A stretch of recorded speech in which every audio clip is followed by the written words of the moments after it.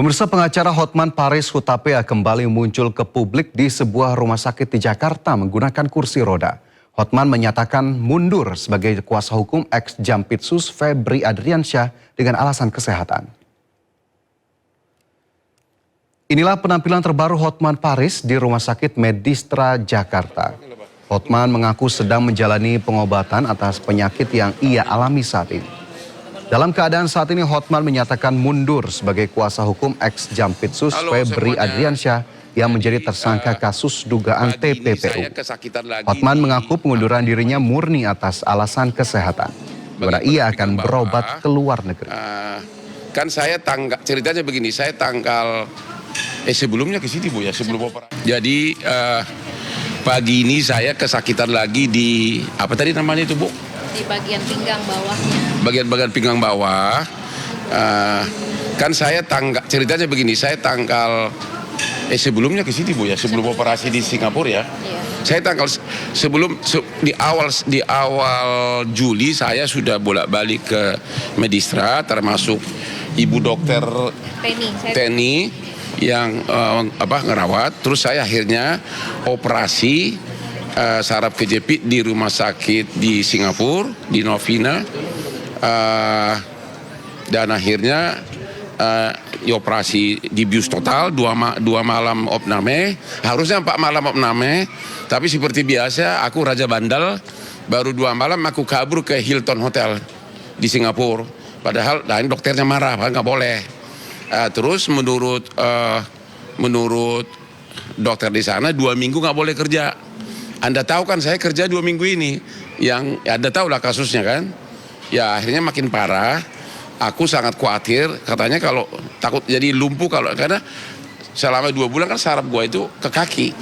Ya kalau sarafnya ada apa-apa kan kakinya ntar nggak bisa nendang lawan gitu loh. Operasi tanggal berapa waktu itu? Di sana udah operasi tanggal 9. Percis kasus teman kita itu lagi rame. Jadi pas itu besoknya aku diteleponin terus agar pulang. Nah jadi karena saya perlu painkiller karena masih sakit tadi sama dokter Teni apa tadi? Dokter Teni. Apa tadi dikasih itu? Dikasih obat nyeri, ada Celebrex dan lain-lain. Itu obat nyeri, painkiller. Tadi kenapa ibu tekan gua teriak? Kenapa tuh? Masih sakit intinya. Hah? Masih sakit pinggangnya. Masih sakit itu. Besok subuh saya akan terbang ke Singapura. Itu yang pertama. Jadi dokter sana sudah marah-marah. Kenapa kerja gitu loh? Ya. Jadi atas dasar pertimbangan itulah saya sudah dari 2 hari lalu sudah kasih tahu ke klien saya sekarang jadi mantan Febri Jampitsus, saya mengundurkan diri sudah ngomong dari 2 hari lalu, tapi beliau menghimbau kalau bisa beberapa hari lagi. Tapi kalau otak saya terus mikir dan badan begini, aku takut makin parah. Ya ini ibu tadi bikin apa? Bikin ini ya? Hah? Di pemeriksaan pinggangnya masih sakit intinya. Masih sakit, itu loh. Jadi besok subuh saya mau ke Singapura pesawat. Kalau mau ketemu lagi di bandara 5:30 cari gua di Terminal 3, Gate 1. Mudah-mudahan gua nggak disuruh opname lagi. Ya. Berarti konteksnya abang sudah memastikan tidak akan melanjutkan jadi. Ya saya udah bilang ke dia bahwa saya karena kondisi kesehatan yang bisa parah harus istirahat Bu ya. Ya. Bisa parah, ya udah saya sudah memberitahukan beliau bahwa saya mengundurkan diri sebagai pengacara dari Bapak Febri dalam kasus tersangka di Kejaksaan Agung. Ini dia tongkat gue nih, tongkat rahasia nih. Ya. Pemirsa, Presiden Prabowo Subianto resmi menunjuk Kuntadi sebagai Jampitsus Kejaksaan Agung. Keputusan Presiden telah ditandatangani dan akan segera diserahkan kepada Kejaksaan Agung untuk ditindaklanjuti.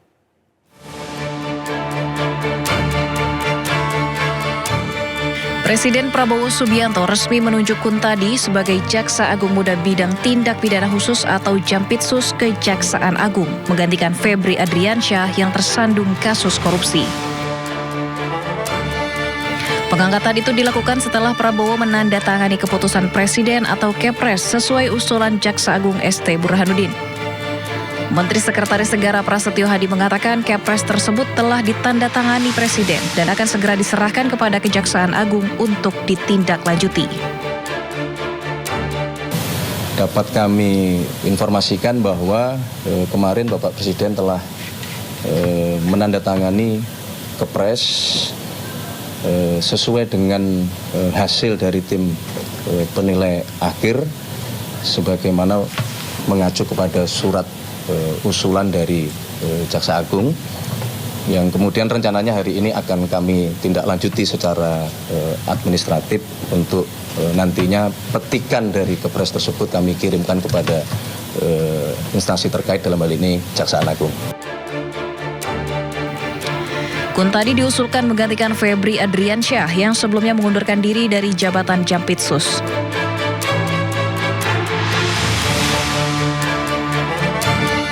Kuntadi merupakan jaksa senior di Korps Adiaksa yang menjabat sebagai Kepala Badan Pemulihan Aset Kejaksaan Agung.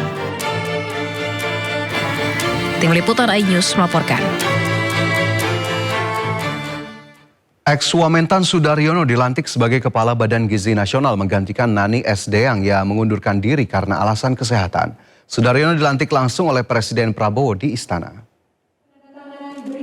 Kepala BGN yang baru, Sudaryono, mengaku dihubungi langsung melalui telepon oleh Mensesnek Prasetyo Hadi dan Sekretaris Kabinet Teddy Indra Wijaya terkait tugas barunya menggantikan Nani S. Deang. Sudaryono mengaku akan menjalankan tugasnya secara transparan dan tidak boleh ada pengelolaan MBG secara sembunyi-sembunyi. Setiap anggaran yang dikeluarkan untuk program MBG harus sesuai dengan tujuan program. Sudaryono meminta masyarakat melaporkan jika ada yang mencatut namanya untuk kepentingan tertentu. Bahwa saya memiliki keluarga, saya memiliki sahabat, saya memiliki teman, rekan, siapapun itu termasuk alumni dan seterusnya. Dan saya ingin menyampaikan bahwa sebagai kepala ini, kalau nantinya ada orang misalnya menawarkan jasa, barangkali dengan imbalan, ngaku-ngaku orang saya, keluarga saya, sahabat saya, teman saya, alumni bersama saya, dan lain-lain, yang dirasa tidak sesuai, saya pastikan itu tidak benar. Dan saya minta kepada yang bersangkutan misalnya, itu kemudian dilaporkan kepada pihak yang berwajib. Nggak ada. Saya tidak punya SPPG, saya tidak punya dapur, saya tidak ada keluarga saya yang punya dapur dan punya SPPG. Presiden Prabowo Subianto menunjuk Wakil Menteri Pertanian Sudaryono menjadi Kepala Badan Gizi Nasional. Sudaryono ditunjuk menggantikan Nani Sudaryanti Deang yang mengundurkan diri karena alasan kesehatan.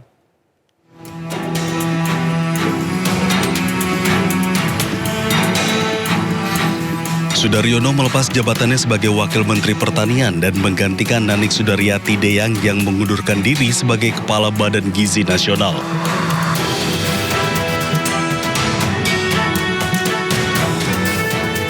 Sudaryono lahir di Grobogan, Jawa Tengah pada 23 Januari 1985. Sebelumnya ia mengawali karirnya pada tahun 2014 sebagai Corporate Secretary Nusantara Energy.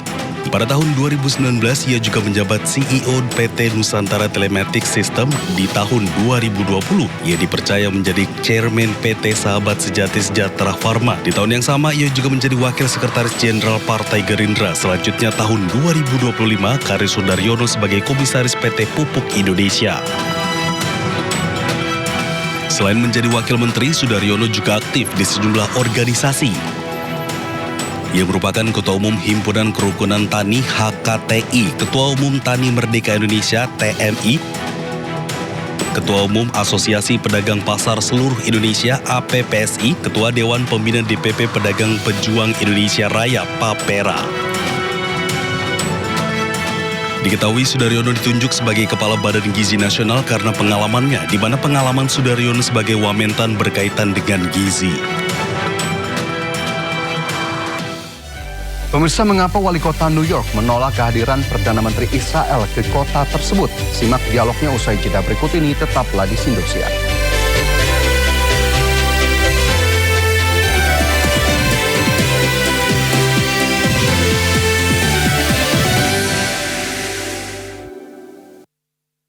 Pemirsa, aksi keji dilakukan kelompok bersenjata OPM pimpinan Kopi Tua Heluka di Yahukimo, Papua Pegunungan. 3 warga tewas usai diberondong senjata api.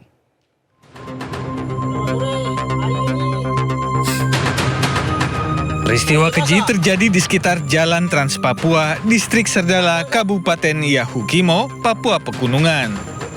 Sekelompok pria bersenjata api, panah dan parang menyandera Kumis Kayoga bersama istrinya, serta seorang wanita dari suku Unaukam. Tak lama, satu persatu warga sipil ini dieksekusi dengan cara ditembak secara membabi buta.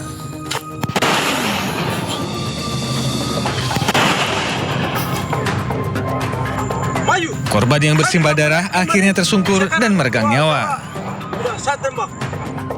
Kepala Penerangan Korps TNI Habema, Letkol Infanteri M. Wiraya Arta Adiguna, menyampaikan duka cita yang mendalam kepada keluarga korban. Pasukan TNI kemudian melakukan operasi pengejaran ke kawasan hutan untuk memburu para pelaku teror terhadap warga sipil. Warga diharapkan memberikan informasi kepada TNI Polri jika mengetahui keberadaan anggota OPM pimpinan Kopitua Lehuka. Sidang lanjutan perkara dugaan tuduhan ijazah palsu Presiden Republik Indonesia ke-7 Joko Widodo dengan terdakwa Dr. Tifa kembali digelar di Pengadilan Negeri Jakarta Timur. Sidang hari ini beragendakan pembacaan putusan sela dari Majelis Hakim. Terdakwa Tifauzia Tiasuma atau Dr. Tifa dan tim kuasa hukum menyatakan siap menerima apapun putusan Majelis Hakim. Hal tersebut sebagai bentuk penghormatan terhadap proses hukum dan lembaga peradilan. Pada sidang sebelumnya, Dr. Tifa dan tim penasihat hukum telah menyampaikan nota pembelaan atau eksepsi terhadap surat dakwaan jaksa penuntut umum. Setiap orang dilarang melakukan perbuatan yang dapat mencederai dan atau membahayakan keselamatan hakim, majelis hakim, aparatur pengadilan, penuntut umum, penasihat hukum, satuan pengaman pengadilan, pihak berperkara, saksi, ahli, dan atau pendamping. Selama sidang berlangsung, Ya, pemirsa, sidang putusan sela Dr. Tifa akan menentukan arah perkara apakah berhenti di tingkat eksepsi atau berlanjut ke pemeriksaan pokok. Dan untuk mengetahui suasana sidang di sana, kami telah terhubung dengan rekan Salam Pulungan dan juru kamera Fihir yang kini berada di Pengadilan Negeri Jakarta Timur. Ya, selamat siang Salam, silakan dengan laporannya. Ya, Fajar dan juga pemirsa, baru saja sidang dengan agenda pembacaan putusan sela untuk terdakwa Dr. Tifa di Pengadilan Negeri Jakarta Timur ini baru saja selesai dilangsungkan, di mana tadi majelis hakim ini mengabulkan dari eksepsi atau nota keberatan yang disampaikan oleh pihak terdakwa yakni Dr. Tifa terkait dengan kasus tersebut, di mana memang tadi majelis hakim ini menyatakan bahwa surat dakwaan dari jaksa penuntut umum tidak dapat diterima dan juga dinyatakan batal demi hukum karena memang ini terjadi adanya pencampuran KUHP lama dan juga KUHP baru, sehingga ini terjadi adanya ambiguitas atau kebingungan dari pasal-pasal yang dicantumkan karena memang tercampur antara KUHP lama dan juga KUHP baru tersebut, sehingga ini tadi dari majelis hakim ini meminta agar jaksa penuntut umum jika berkenan ini untuk segera mengganti dari penggunaan pasal-pasal yang didakwaan dalam surat dakwaan yang disampaikan oleh jaksa penuntut umum pada beberapa waktu yang lalu. Dan memang dapat kami informasikan juga bahwa tadi juga disampaikan bahwa hakim ini menilai bahwa dikabulkannya poin utama dalam penasihat hukum terdakwa ini membuat materi lainnya tidak perlu lagi dipertimbangkan oleh pihak pengadilan. Dan memang tadi ini dari hasil keputusan yang disampaikan oleh majelis hakim disambut baik oleh Dr. Tifa maupun juga para pendukungnya, termasuk juga tadi hadir dari pakar telematika Roy Suryo yang juga turut hadir dalam persidangan di ruang sidang di Pengadilan Negeri Jakarta Timur. Dan memang dapat kami informasikan juga kepada Anda, Fajar dan juga pemirsa, bahwa ini juga menjadi tolak ukur ataupun juga parameter yang disampaikan oleh Dr. Tifa terkait dengan persidangan, karena memang dari tim kuasa hukum Dr. Tifa sendiri memang sudah mempersiapkan jika tadi majelis hakim akan menolak dari yang disampaikan oleh eksepsi yang disampaikan oleh pihak terdakwa, nantinya memang akan berlanjut di pengadilan untuk agenda pembuktian. Dan dari kuasa hukum sendiri ini juga sudah mengantongi dari sejumlah barang bukti di pengadilan nantinya. Namun tadi dari majelis hakim justru mengabulkan dari tuntutan ataupun juga eksepsi yang diajukan oleh terdakwa, sehingga ini tidak perlu lagi untuk pembuktian lebih lanjut. Dan ini juga menjadi salah satu langkah akhir juga terkait dengan persidangan yang disampaikan ataupun juga persidangan yang berlangsung di Pengadilan Negeri Jakarta Timur. Dan tadi kami juga sempat berbincang bersama dengan kuasa hukum dari Presiden ke-7 Joko Widodo, yakni dari Rifai Kusuma Negara, yang menyampaikan bahwa nantinya dari kuasa hukum dan juga dari jaksa penuntut umum ini akan memperbaiki konstruksi hukum dan juga pasal dakwaan sesuai dengan KUHP baru ataupun juga KUHP lama, sehingga tinggal menyesuaikan saja dari pasal-pasal yang didakwakan, karena memang nantinya ini harus ada kesesuaian. Apakah nantinya konsistensi dari pasal-pasal yang disampaikan, apakah nantinya dari jaksa penuntut umum ataupun juga dari pihak kuasa hukum akan menggunakan KUHP lama ataupun juga KUHP baru. Dan memang dari informasi yang kami dapatkan juga bahwa untuk dari penyesuaian pasal-pasal sendiri tadi disampaikan oleh pihak kuasa hukum Jokowi bahwa nantinya akan berlangsung selama kurang lebih 1-2 hari ke depan, sehingga kita nantinya akan sama-sama menyaksikan ataupun juga menantikan bagaimana pasal-pasal baru yang disampaikan, maksud kami dari pasal-pasal dari KUHP baru ataupun juga dari KUHP lama yang nantinya akan diajukan oleh pihak kuasa hukum ataupun juga dari pihak jaksa penuntut umum di Pengadilan Negeri Jakarta Timur. Fajar. Ya, Salam, tadi sudah disampaikan begitu ya dari pihak kuasa hukum Joko Widodo akan ada perbaikan terkait dengan konstruksi hukum. Tapi kalau dari pihak Dr. Tifa, adakah informasi terkait dengan agenda selanjutnya pasca putusan hari ini ataupun terkait dengan perkara ini? Selanjutnya apa yang akan dilakukan? Ya, Fajar dan juga pemirsa, informasi yang kami dapatkan tadi, kami juga sempat berbincang bersama dengan Dr. Tifa yang memang rencananya akan melanjutkan dari pokok perkara persidangan terkait dengan ijazah Presiden ke-7 Joko Widodo, namun belum disampaikan secara terperinci lebih lanjut bagaimana nantinya langkah selanjutnya yang akan dilakukan oleh Dr. Tifa maupun juga tim kuasa hukumnya ataupun juga dengan Roy Suryo untuk langkah agenda selanjutnya pasca dari putusan sela tersebut, putusan sela pada hari ini. Dan kami masih akan menantikan juga apakah nantinya jalur hukum lainnya yang akan ditempuh oleh Dr. Tifa untuk menuntut keadilan ataupun juga untuk membuktikan ijazah Presiden ke-7 Joko Widodo terkait dengan polemik yang selama ini bergulir di persidangan. Dan memang informasi yang kami dapatkan juga bahwa tadi dari Dr. Tifa pun ini juga menyambut baik terkait dengan putusan pada hari ini, dan memang belum disampaikan secara terperinci dan juga belum disampaikan secara mendetail bagaimana nantinya langkah ke depannya terkait dengan hasil putusan sela yang disampaikan majelis hakim pada pagi hari ini. Fajar. Ya, baik, terima kasih. Salam Pulungan dan juru kamera Fihir Fauzia melaporkan langsung dari Pengadilan Negeri Jakarta Timur. Selamat bertugas kembali. Pemirsa, sidang pra-peradilan jilid ketiga Roy Suryo yang digelar Pengadilan Negeri Jakarta Selatan ditunda hingga 29 Juli 2026. Penundaan disebabkan oleh ketidakhadiran pihak kejaksaan selaku turut termohon. Pengadilan Negeri Jakarta Selatan menunda sidang pra-peradilan yang dilayangkan oleh Roy Suryo terkait ganti rugi atas pengabulan perkara pra-peradilan penggeledahan, penangkapan, dan penahanan dalam kasus tudingan ijazah palsu Presiden ke-7 RI Joko Widodo. Sidang pra-peradilan jilid 3 Roy Suryo ini ditunda hingga 29 Juli 2026 pekan depan. Penundaan disebabkan oleh ketidakhadiran pihak kejaksaan selaku turut termohon dalam perkara tersebut. Untuk itu, Hakim Tunggal memutuskan untuk menjadwalkan ulang persidangan guna memastikan kehadiran seluruh pihak terkait. Hari pertama, ketika pra-peradilan kami selaku pemohon, itu kamilah yang kemudian akan membacakan permohonan kami apa terhadap termohon dan juga terhadap turut termohon. Jadi kami itu tidak bisa kemudian santai-santai. Hari pertama itu hari kita, baru hari kedua besok itu jawaban dari seharusnya termohon dan juga turut termohon. Kemudian kami juga harus langsung memberikan jawaban hari itu juga, yaitu berupa replik dan juga mereka kemudian duplik. Sebelumnya pada sidang pra-peradilan kali ini, Roy mengajukan gugatan untuk menuntut ganti rugi kepada pihak Polda Metro Jaya dan Kejaksaan sekitar 210 juta rupiah atas upaya paksa yang dilakukan penyidik Polda Metro Jaya. Dari Jakarta, tim Liputan News melaporkan. Perjalanan hukum Roy Suryo dalam perkara dugaan fitnah dan pencemaran nama baik terkait polemik keaslian ijazah Presiden ke-7 Republik Indonesia Joko Widodo menghasilkan 2 putusan pra-peradilan dengan hasil yang berbeda. Sedangkan pra-peradilan kedua diputus kalah.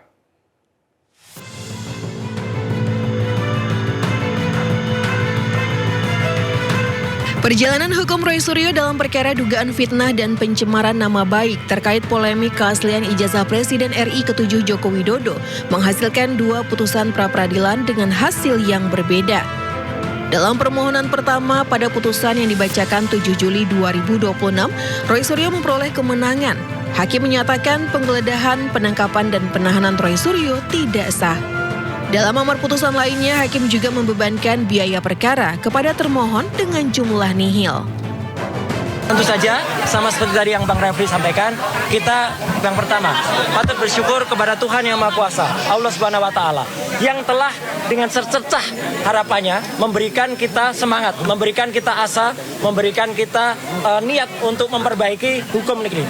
Ini hukum bukan untuk saya, bukan untuk Roy Suryo dan tim kuasa hukum Tokham yang hari ini mendampingi saya, tetapi adalah untuk kita semuanya. Namun dalam pra-peradilan kedua yang digelar 20 Juli 2026, Roy Suryo harus menerima kekalahan. Hakim Tunggal Sidang Pra-peradilan Roy Suryo I Ketut Darpawan memutuskan menolak seluruh permohonan pra-peradilan kedua Roy Suryo. Hakim menilai Roy Suryo sengaja memecah satu persatu dan menyalahgunakan pra-peradilan dengan tujuan menunda pokok perkara. Dengan demikian, penetapan status tersangka Roy Suryo sah. Kita hormati putusan ini, dan tentu kalau ditanyakan pada Mas Roy, apakah Mas Roy siap untuk pokok perkara? At any time kita siap. Ya, ini adalah the lawyer's way untuk mencari jalan agar kemudian Mas Roy ringan, ya, kemudian ringan langkahnya ketika harus berhadapan dengan pokok perkara. Selain itu, Roy Suryo juga sudah mendaftarkan gugatan pra-peradilan ketiganya yang meminta ganti rugi dan rehabilitasi ke Polda Metro Jaya atas penangkapan, penahanan, serta penggeledahan yang dinyatakan tidak sah dalam penanganan kasus dugaan fitnah ijazah Jokowi. Dari Jakarta, Tim Liputan iNews melaporkan. Kubu Roy Suryo membantah tudingan yang menyebut pihaknya sengaja mengajukan pra-peradilan berjilid-jilid untuk menunda sidang pokok perkara kasus tudingan ijazah Presiden ke-7 Joko Widodo. Kini Roy Suryo tengah mengajukan pra-peradilan jilid 3 atas ganti rugi imbas penahanan Polda Metro Jaya.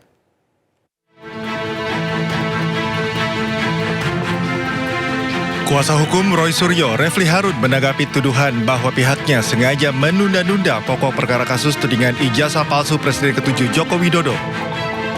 Refli menepis tudingan seusai sidang pra-peradilan ketiga kliennya di Pengadilan Negeri Jakarta Selatan. Ia menjelaskan pra-peradilan merupakan hak yang dimiliki pihaknya. Menurutnya ada kebolehan mengajukan pra-peradilan kembali selama poin permohonan berbeda dan tidak mengulangi poin yang sama. Kami tidak ingin menyerang siapapun, tapi kalau kami dikatakan menunda-nunda, ya kalau dalam fakta hari ini yang menunda itu bukan kita. Nah itu. Penundaan terjadi 1 pekan kemudian karena ketidakhadiran turut termohon dalam hal ini Kejaksaan Negeri yang juga akan menjadi penuntut kalau misalnya masuk perkara pokok. Tapi selama item permohonannya itu berbeda, itu adalah hak. Hak itu bisa kita ambil, bisa tidak. Tidak boleh ada siapapun yang kemudian mengatakan hak itu tidak boleh digunakan dengan prejudice gitu ya. Sementara itu, kuasa hukum Jokowi Rifai Kusumanegara menilai kubu Roy Suryo sengaja mengulur-ulur waktu dengan mengajukan gugatan pra-peradilan berjilid-jilid. Ia menilai langkah itu hanya membuang waktu karena gugatan tersebut membuat sidang pokok perkara tak kunjung digelar. Pertimbangan hakim ini cukup keras ya, kalau buat saya ini cukup keras sampai menyimpulkan bahwa ditujukan untuk mengulur-ngulur pemeriksaan pokok perkara dan merupakan upaya yang tidak menghormati atau menyalahgunakan lembaga pra-peradilan. Buat saya ini pertimbangan yang cukup keras dari Hakim PN Jakarta Selatan yang seharusnya menjadi perhatian bagi para pihak, termasuk dalam mengajukan upaya pra ketiga.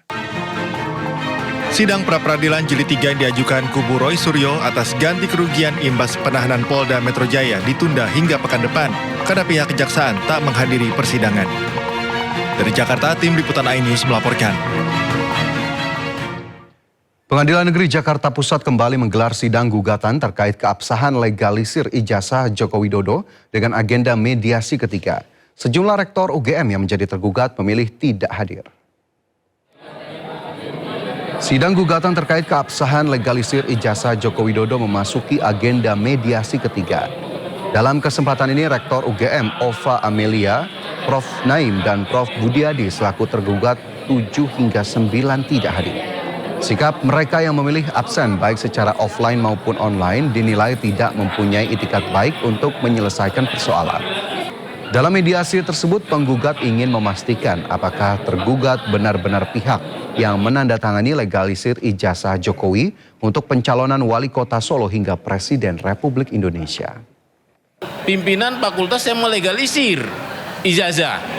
Nah, legalisirnya ada 2 lagi, yaitu Prof. Naim yang melegalisir ijazah tahun 2005, 2010, 2012, 2014, dan Profesor Budiadi yang melegalisir ijazah tahun 2019. Nah, ini saya pisah lagi. Saya lebih concern dengan Pak Prof. Naim karena beliau 4 tanda tangan dipakai dan beliau juga orang tua yang harus kita hargai, hormati. Kita ke informasi lain, pemirsa. Unjuk rasa hari ketiga menuntut mantan Jampitsus Febri Adriansyah ditangkap yang digelar di depan gedung Kejaksaan Agung diwarnai kericuhan. Tak hanya menuntut Febri ditangkap, massa juga meminta agar penanganan kasus dilimpahkan ke KPK.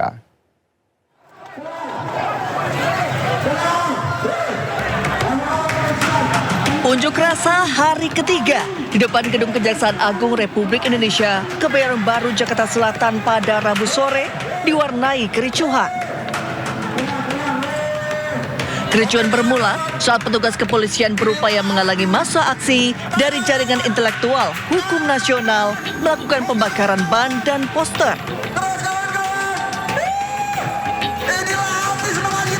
Kericuhan meluas hingga sempat terjadi saling dorong antara demonstran dan polisi yang berjaga. Kericuhan akhirnya mereda setelah pihak kepolisian dan perwakilan demonstran berhasil meredam emosi massa. Dalam aksi unjuk rasa yang diawali long march dan penutupan ruas jalan ini, massa menuntut agar Kejaksaan Agung menangkap mantan Jampitsus Febri Adriansyah yang kini tidak diketahui keberadaannya. Agar tidak ada keberpihakan, massa juga menuntut agar penanganan kasus dilimpahkan dari Kejagung ke KPK. Serta penanganan kasus dilakukan secara transparan dan profesional.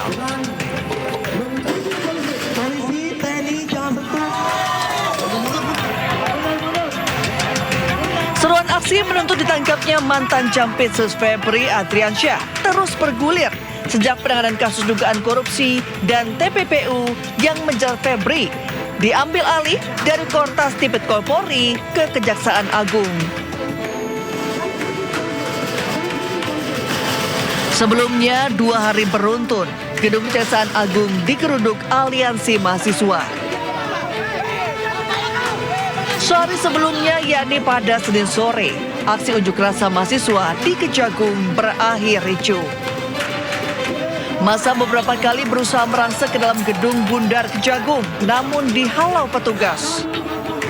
Aksi saling dorong pun tidak terhindarkan. Dari Jakarta, Den Helmi Sajangbati, iNews melaporkan.